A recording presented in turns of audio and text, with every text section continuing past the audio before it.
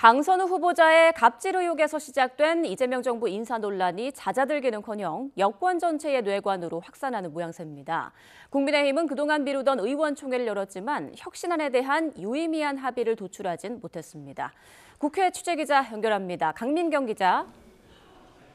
네, 국회에 나와 있습니다. 네, 먼저 여가부 강선우 장관 후보자 관련 논란 불똥이 민주당으로 옮겨붙는 모양새라고요. 네, 문재인 정부의 마지막 여가부 수장이었던 정영애 전 장관이 인사청문회 전에도 민주당 측에 강선우 장관 후보자에 대한 문제의식을 전달한 점이 확인됐습니다. 강 후보자가 본인 지역구 민원을 들어주지 않자 여가부 예산을 징벌적 삭감했다는 내용입니다. 정 전 장관은 YTN에 국회 여성가족위원회 위원 가운데 한 명에게 강 후보자의 2021년 예산 갑질을 폭로하는 문자 메시지를 보냈다고 밝혔습니다. 즉 임명 강행 기류가 굳어진 이후가 아니라 보좌진 갑질 의혹이 불거졌을 때부터 강 후보자에 대한 우려를 여권에 물밑으로 전달했다는 겁니다. 정 전 장관은 하지만 문자를 받은 민주당 인사가 누군지는 밝히지 않았습니다. 지명 철회는 개인에게도 조직에게도 큰 부담이고 본인은 미처 모를 인사의 원칙이나 정책 방향도 있을 거라며 이재명 대통령의 인사권을 존중한다는 말도 덧붙였습니다. 민주당은 강 후보자 논란 확산을 최대한 자제시키려는 듯한 분위기입니다. 아침 회의에서도 지도부는 수해 피해 복구를 촉구하고 윤석열 전 대통령 비판에 집중하는 등 이재명 대통령의 인선에 대한 언급 자체를 피했습니다. 김병기 원내대표의 발언입니다. 피해 복구와 물가 안정, 이 두 가지는 민생경제 회복의 필수 불가결한 것입니다. 지금은 물가 안정의 골든타임입니다.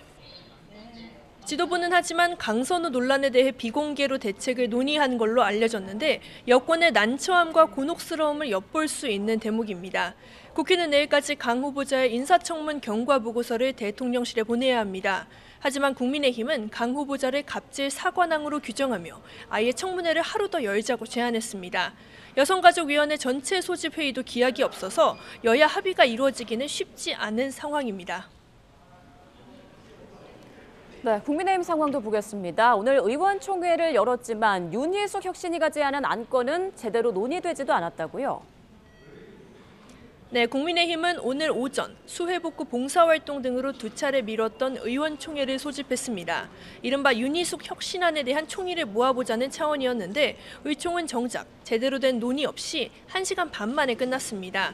상당수 의원이 윤희숙 위원장의 의총 불출석을 문제 삼으며 토론을 뒤로 미루자라고 제안한 건데 관련 내용 들어보시겠습니다.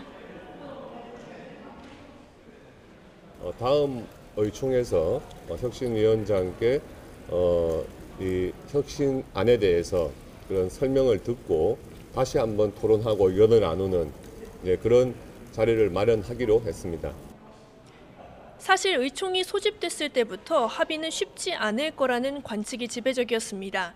당장 YTN이 접촉한 의원들은 저마다 생각이 제각각이라며 대국민 사죄문을 당원 당규에 수록하자는 내용의 혁신안이 통과되기는 어려울 거다라는 전망을 내비쳤습니다. 윤희숙 위원장이 송원석 비대위원장 등을 인적 쇄신 대상으로 지목하면서 국민의힘 주류의 반감을 얻었다는 점도 영향을 미친 걸로 보입니다. 이런 가운데 국민의힘 전당대회 대진표도 점차 윤곽을 드러내고 있습니다. 김문수 전 고용노동부 장관과 안철수, 조경태 의원에 이어 오늘은 재선 장동혁 의원이 당대표 출사표를 던졌습니다. 초선 주진우 의원도 깜짝 출마를 선언했는데 잠재적 당권주자로 분류되는 한동훈 전 대표는 일단 침묵하고 있습니다.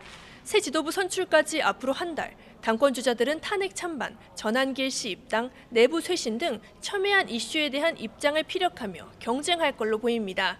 한편 잠시 뒤 7월 임시국회 중인 국회는 본회의에서 여야 이견이 적은 비정쟁 법안과 김상환 헌법재판소장 후보자 임명 동의안을 처리합니다.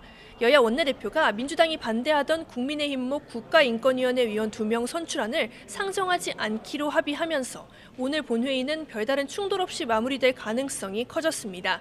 농업사법 가운데 일부 법안 등이 무난히 국회 문턱을 넘을 전망입니다. 지금까지 국회에서 YTN 강민경입니다.